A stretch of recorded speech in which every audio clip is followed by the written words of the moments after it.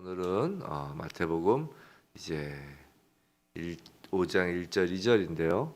이제 앞으로 펼쳐지는 이제 산상수훈은 마태복음 5장, 6장, 7장 이렇게 세 장에 걸쳐서 이제 나옵니다. 지난 저번 주 금요일 날 보았던 4장 그 뒷부분이 이제 예수님의 그 공생의 사역의 그 요약이라고 했죠. 본격적으로 예수님의 사역이 시작됩니다. 말씀, 입을 열어, 오늘 2절에서 말씀하신 것처럼 입을 열어라고 가르쳐 이르시되, 이것을 마태는 첫 예수님의 사역으로 소개하는 것입니다. 산상수훈의 이 모든 말씀 구절은 가히 우리가 하나님 나라 백성으로서 알고 지켜야 할 하나님 나라의 법의 핵심 사항들을 모아놓은 것입니다. 이 마태는 이 마태복음을 주제별로 기록하였다고 저번 시간에 말씀드린 것처럼 이제 첫 예수님의 공생애를 말씀, 즉 법의 선포로 시작을 하고 있는 것입니다. 오늘 이 새벽에는 산상수훈 본론이 아니라 이제 5장 1절 2절만 보겠는데요. 자, 예수께서 산에 올라가 앉으십니다. 왜 굳이 예수님께서 그 말씀을 산에 올라가셨을까라는 것입니다. 오늘 제목이 산을 보아라입니다. 근데 먼저 예수님이 예수께서 무리를 보시고라고 합니다. 예수님이 무리를 보십니다. 근데 여기서의 무리란 누구인가요? 어떤 사람인가요? 그 우리가 바로 직전에 봤던 4장 마지막 부분 24절 25절에 나와 있습니다. 4장 24절 25절 제가 읽어드릴게요. 그의 소문이 온 수리아에 퍼진지라 사람들이 모든 앓는 자 곧 각종 병에 걸려서 고통당하는 자 귀신 들린 자 간질하는 자 중풍병자들을 데리고 오니 그들을 고치시더라. 갈릴리아 데가볼리아 예루살렘과 유다와 요단강 건너편에 수많은 무리가 따르니라. 모든 앓는 자 곧 각종 병에 걸려서 고통당하는 자 귀신 들린 자 간질하는 자 중풍병자들입니다. 예수님이 그 무리들을 지금 보시는 거예요. 근데 본문에서 보시고라는 헬라어 단어의 의미는 그저 휙 한번 이렇게 둘러보시는 것이 아니라 주목하다, 관찰하다, 영적 의미로는 깊이 인식하다, 깨닫다라는 의미입니다. 복음서를 이제 헬라어로 읽다 보면 헬라어로 이두라고 시작되는 문장이 많습니다. 이두, 이것은 보라라는 말로 이건 매우 중요한 장면, 즉 극적 전환을 이루는 장면을 가리키는 것입니다. 대신 5장 1절 산상수훈 설교가 이제 본격적으로 시작되는 장면. 이제 마태가 예수님의 공생애를 첫 공생애를 기록한 이 장면을 여는 첫 단어도 마찬가지입니다. 보라라고 시작합니다. 근데 이제 보신다 하니까 헬라어 문법적으로는 이두가 아니라 이돈 이렇게 돼요. 그래서 이돈 하고 이렇게 시작하고 5장 1절이 시작되는 겁니다. 우리말 성경하고 좀 어순이 다르죠. 예수께서 무리를 보시고 이렇게 우리말은 어순이 되어 있지만 헬라어에선 이돈 보신다라고 하면서 이제 시작하는 겁니다. 중요하다는 겁니다. 지금 예수님이 보시는 것이 중요하며 극적인 전환이라는 것입니다. 누구에게? 무리에게 말입니다. 무리들은 예수님의 기적을 죄송합니다.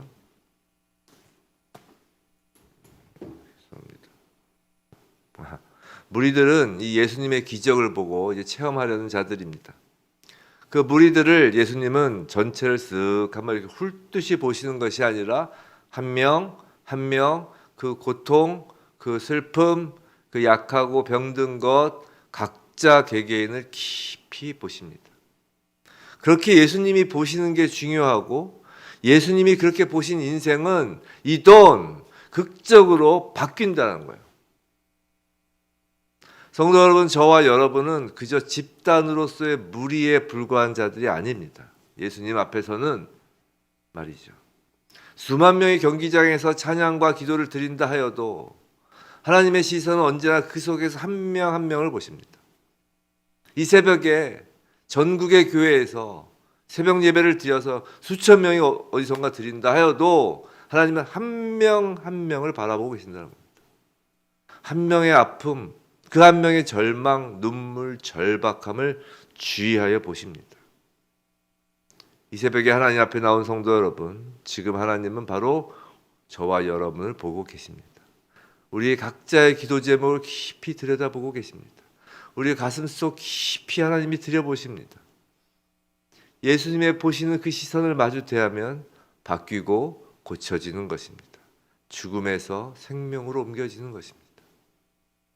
이 새벽에 우리가 하나님을 만나기 위해 나온 것도 있지만 하나님께서 이 새벽에 우리를 보시기를 원해서 이곳에 계십니다. 이 새벽 성도님들을 향한 하나님의 그 보심, 그 이돈으로 오늘 하루가 새로워지고 우리의 인생이 생명으로 가득 차길 주님의 이름으로 축원합니다. 이렇게 보시고 이제 산에 오르십니다. 그리고 앉으십니다. 여기서 마태는 예수님의 동작, 앉는 것까지 기록합니다. 단순한 동작을 묘사한 것이 아니라 당시에 쓰는 관용구로서 자리에 앉았다라는 것은 이제 어떤 공식적인 일이 시작된다는 것을 공표할 때 쓰는 말입니다. 하나님 나라의 법이 선포되는 공식적인 일이 이제 시작된다는 것을 공표하는 것입니다. 근데 굳이 산인가요? 구약 이스라엘 백성에게 하나님께서 율법을 주실 때 시내 산에서 주셨습니다. 그것과 비교해서 산에서 하나님 나라의 법을 지금 성자 하나님이 이 땅에 선포하시는 겁니다. 근데 성경에서 산이란 단어 자체는 하나님의 임재를 의미하는 장소를 뜻합니다. 자, 성경에서 그럼 산이란 단어가 처음 나오는 곳이 어디일까요? 에덴 동산일까요? 아닙니다. 거기는 산이 아니라 영어로 가든, 우리말로 하면 정원입니다. 정원. 산은 죄가 들어온 이후에 아담이 에덴에서 쫓겨난 이후에 하나님이 특별히 장소를 정하여 임재하시는 장소이기 때문에 죄가 들어온 이후부터 등장합니다. 성경에. 창세기 8장 4절에서 처음으로 산이 등장합니다. 이게 어디냐면 바로 노아의 방주가 머무른 곳입니다. 아라랏산이 처음으로 창세기 8장 4절에서 등장합니다.